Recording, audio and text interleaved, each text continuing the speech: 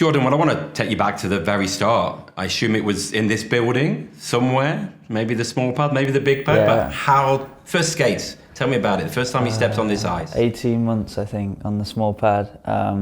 So just on the parent and toddler little, general skate with all the toys and stuff on the ice. Mum and Dad used to bring me down, well, my mum, just like a daycare thing really, with another friend of ours, and then just kind of went from there really. When do you think you kind of like skated, like in terms of, when did you maybe know that you wanted to be a hockey player? Was it from that early on? I was skating from, like I said, 18 months to about 4, and then my parents were watching the team at the time, and then I asked them, like, can I try to play? They got my first set of kit at like 4 years old, and then just kind of went from there and then started playing. And I guess you don't really know at that age, right? You just play anything, but I just stuck with it, and here I am now. Yeah. Must be weird. This question is like, talk about your heroes. You're now a Panthers player. You're a hero to thousands of fans. But who was it that you watched when you were younger that inspired you? I've watched so many players. David Clark was one, being a British player. There was the likes of James Neal and Josh Ward. Obviously, were quite young when I was watching at the time. And then John Craighead was, a big star when I was tiny, watching the team. And obviously, you had Corey, and there's been so many people over the years. But God, even Matthew. Like, I watched Matthew win I don't know how many trophies when I was sat in the stands, and then now we get to be teammates. It's kind of, you have to pinch yourself really sometimes. There's been so many players over the years. It's hard to single anybody out, but it's a crazy feeling to be here now. Was it just ice hockey as a kid, or could it have been another sport for you? I played cricket too. Dad played cricket. My granddad did too. They played football as well, but never really took to that. But cricket was a big one for me. And I stopped playing when I was about 14, just because it was kind of at the crossroads. The season started to overlap, so you kind of just had to make a decision. If I'm going to take one seriously, I need to pick kind of one now and just stick with that. So I'm glad now hockey was the one that I picked. So yeah. I remember when we did the cricket, we went down to Trent Bridge. How was that for you? Did you enjoy that? Yeah, it was good. I've been a fan of the team for years, since I was tiny playing. So to be able to go with the boys and watch the 100, they all think it's like baseball and you have to explain the rules a million times. But no, it was really fun, and I go with my family every year anyway. So to now be linked with them and be another sports team in Nottingham, it's great. We'll talk about your journey in hockey in a moment, but you obviously started out here in the Nottingham Junior programme. What are your early memories of putting on a Nottingham Junior shirt? Yeah, it was great. Started, like I said, I was about 4, and it was under 10s at the time, and I think under 8s. So there was a while where I wasn't really playing too much. You just practice, you're just on the ice, and then was playing under 10s through up to under 16s. But no, it was great. You get to practice on Tuesday night. And then I think we had some Fridays sometimes. But yeah, no, loved it. Your kind of next move really was to Okanagan, and just want to talk about that. A lot of players now go abroad and do it that way, but Okanagan is still a very healthy and a thriving place to send a British player. Just talk me through, for people who might not understand, that was residential as well, and from quite a young age. Yeah, so I went down at 13. The academy started the year before I went down. It was headed up by Pete Russell, obviously the GB national team coach, and Steve Nell, who owns the Swindon Wildcats down there. So yeah, it was residential. Went down and lived with another family, with another player. They took us in and we went to school like a normal person would, but we missed the first hour every day of school and caught up on the last one in the morning. We were on the ice. The under 16s team were on the ice in the morning. In my second year, there was 2 teams, so you'd be on the ice in the morning with the under 16s, and then in the afternoon, the under 18s would go on, and it was just this whole, it was great. It was honestly the best 4 years of my life. You were down there in classroom with your teammates. After school, you were at the gym. You play like a pro season. It was like 60, 70 games a year. When you're 14, 15 years old, that's exactly what you need. So the coaching was great, and obviously it's been a huge part of how I got here today. But at the same time, I couldn't have done it without my parents supporting me to go down there. So yeah. Touch on Pete in a minute, but at that young age, was it weird to be? Not many kids at that age are away from home. How strange was that? It was definitely strange to start with. You grow up pretty fast. I mean, I didn't know the people I was going to live with, but I could call them a second family now. We still stay in contact with them.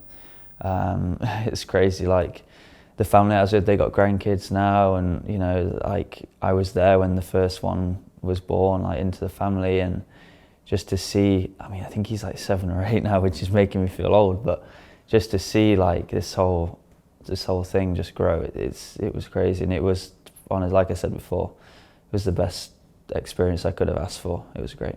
Strikes me that it was the start of your journey, but you mentioned Pete there, and that was probably the start of his journey as well. And we all know what Pete has become now, GB coach, DEL coach. Was there evidence, and we all know about Pete's tactical nous as a coach, but his motivational skills. As a young kid, was there evidence of that in those early days? Absolutely. I mean, that's what took me down there. Just his passion for the game, his passion for wanting to make British people better. Just every day he was pushing people, just, giving you confidence, you can be better, let's do this, try this, have you thought about that? Just always pushing every single one of us to be the player that he thought we could be. He knew we all had potential, but he just got it out of us, every single day, and he was running it like a professional team down there, and to have that from such a young age was just vital for me. Your next stop was Swindon. How did that opportunity come for you? Yeah, so I mean, based in the same town, in the same rink. So Steve ran a OHA program and also had the EPL team at the time. And I just got invited to practice with them on a Thursday and Friday night. Aaron, who is player coach there still now, was on the ice in the mornings with Okanagan for a while and kind of was watching over the practice. And I guess, he kind of saw what he liked and invited a few of us on, and we could kind of create this link where we could take what we did in the morning and apply it into a men's game in the evening, men's practice in the evening, and just worked as hard as I could to break in. It was really difficult for a while, like it is for every single young hockey player trying to get into men's hockey. Just took my chance and then just rolled with it from there, and then ended up playing, I think, maybe 10, 15 games towards the back end of one year.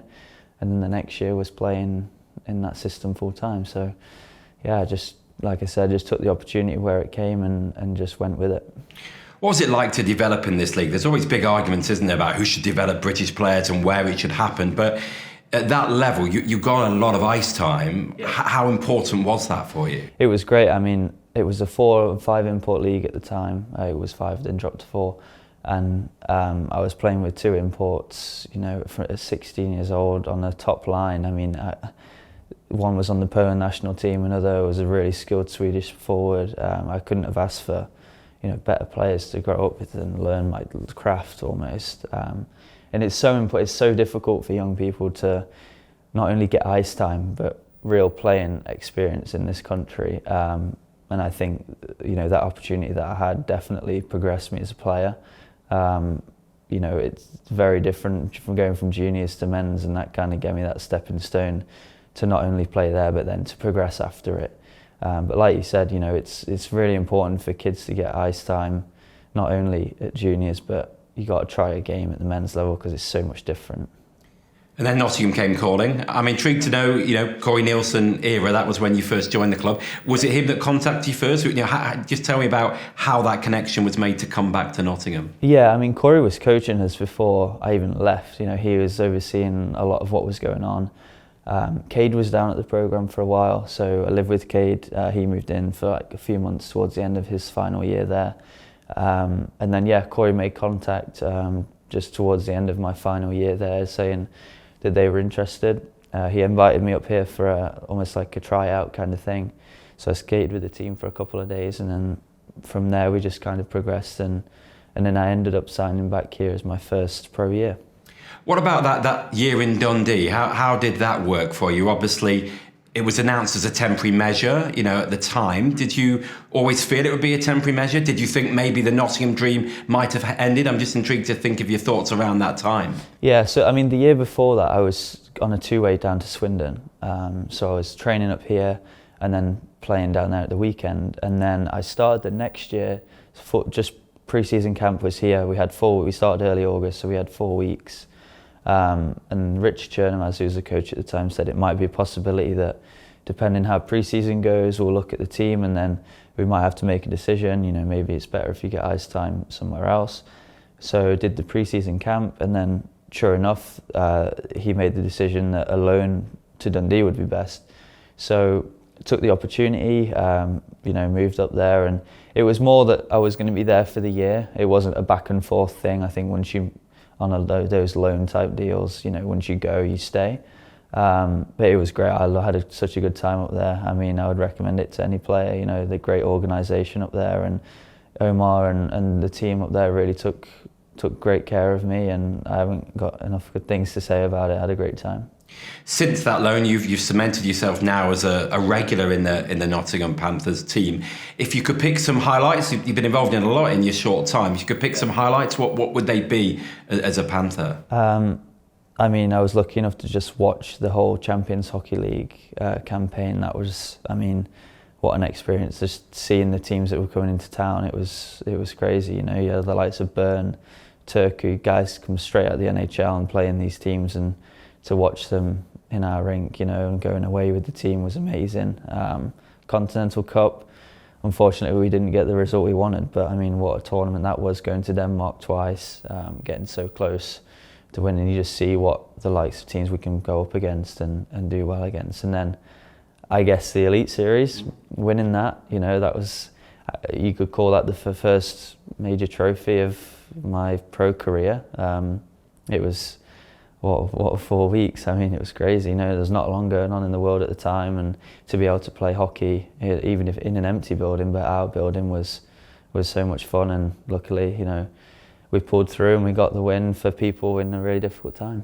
Yeah, that's a really good point. Did you realise what you were doing? It seems many years ago. It was only a couple of years ago, but no one had sport to watch. The Elite League quickly gathered together this tournament. Did you realise that how much you were probably helping people watching from afar just with something to do? Yeah, absolutely. Just for myself, I went out to Belgium and then lockdown in a country is living on your own, and it was difficult. It was difficult for everybody. I was trying to play and I was still finding it as tough as everybody else because, just mentally, right? All you want to do is you want to go see your friends, or you want to go to work and see your colleagues, or you want to come to the rink and play, and we just all were just stuck. It was really difficult, but to be able to come in and stay with the team and have a tight-knit group for 4 weeks and take all the protocols very seriously, but at the same time just have fun again and enjoy playing the game. If we didn't win, I'm sure people would have enjoyed it, but to be able to win and give people that sense of wow, we're back, sport's back, and one day almost like the drive to come back to the arena and see it in person. It was just great to be able to do that. I want to push you a bit on Belgium, because the British players had a massive decision to make. At the time, the Elite League was shut down. It wasn't going to open. The world was in an uncertain time. COVID was rife. How difficult a decision was it for you to leave your home, leave your family, and go? I guess you knew you had to play to prolong your hockey career, but it must have been a big decision to up and leave. Yeah, it was tough. Like the whole country, it was waiting, constantly waiting. Okay, are we going to open up? Are we not? And the more time went on, the more you started to worry, I don't know if this is the league is going to happen. So just had to make a decision, just held my nose and was like, right, what's out there? Where can I go and play? Luckily we had contacts from being down in Okanagan that I could go out to Belgium and they would take me on, and I was lucky enough to play. We started the season there, I think 4 or 5 weeks in. Then unfortunately, COVID got really bad in Netherlands and Belgium region. It got to a point where everything was closed. So that was obviously a bit of a knockback, but stuck it out. We did a lockdown. We came out of the lockdown, returned to practice, and then just before Christmas, lockdown again. And then at that point, I came home for Christmas and left some stuff there, hoping that it was going to come back after Christmas, but it didn't pull through, unfortunately. But that's when the Spring Cup down in Swindon came along, and then the Elite Series came along. So I think made the best of a bad situation, you know, had to try keep playing. I know guys went out to Poland and to, you know, all kinds of places across Europe, Finland, just to try and, you know, like you said, prolong your hockey career. It's just crazy times to look back and think like what we were going through, and I'm just so glad it's all over now and we're back to normal. Just a few questions to end. You're also at school. Quite a few players on this team are combining. What's your thinking behind that? Is that planning for life after hockey? Absolutely, yeah. I mean, I've always enjoyed school. I signed here and just played hockey full time for 3 years. So my first year between Nottingham and Swindon, then in Dundee, and then I had a whole year in Nottingham just focusing on hockey. But kind of realised with the whole COVID thing, you know, there's a life outside of hockey. And I enjoy going to school, so I thought, why not enroll at university and study something alongside hockey? I can balance both. So yeah, just kind of, I guess, planning for how it's not that, you know, life outside hockey's over, but yeah, just planning, and I enjoy it, and if I can balance both, like, why not? And what is it that you're studying? Economics and finance at Nottingham Trent University. So in my third and final year, which is flown by. First year was in COVID, so I had a whole year of university and I didn't go into the university once. So it's strange, but that's the world we live in now, I guess, and excited to be writing my final projects and getting it done. Just want to talk a little bit GB before we finish, and your aspirations in a moment, but we were talking just before the cameras started rolling about that amazing trip that we were both lucky to be on. Yeah. You were there with GB 18s, I was covering it for the women and the 18s, when you went to Korea, which was an event that was kind of as a pre-event ahead of the Olympics being held there the following year. Just what was that experience like to play in those amazing venues as someone so young? Yeah, it was crazy. I mean, brand new 10,000 seat arena, and then another 8,000 seat arena. I think we played 4 games in the big arena. Oh, well, I can't really call it a small arena, but 1 game in the other one. It was a surreal experience. I mean, hotel on the beach, World Championship in April, and it's 20 degrees outside. It was crazy.